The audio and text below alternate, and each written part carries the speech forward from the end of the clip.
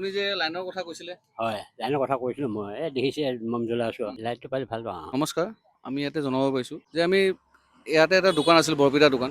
তেখেতক যেতিয়া আমি হেল্প কৰিব আহিছিলোঁ, মানে বস্তু দিবলৈ আহিছিলোঁ, তেখেতে আমাক এটা কথা ৰাখিব দিছিলে যে সকলো ইয়াৰ ওচৰতে লাইন আছে, আমাৰ তাত লাইন নাই।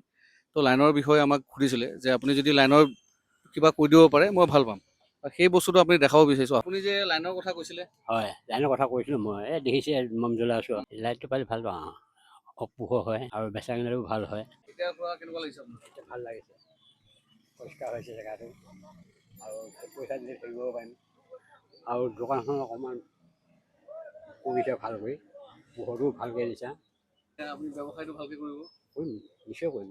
ৰাতিপুৱা খুলিব? ৰেগুলাৰ মই খোলোৱে। এতিয়া ৰাতি এতিয়া 10টালৈ আপুনি দোকানদাৰী কৰিব পাৰিব। দহটা আকৌ আহিম আপোনাৰ। আহিবা, দেৰিকৈ আহিবা। দেখিছে আপোনালোকে যে আমি পুৰা দোকানত আহি লাইটৰ যিখিনি আমাৰ কৰ্তব্য আছিল সেইখিনি আমি পালন কৰি দিলোঁ।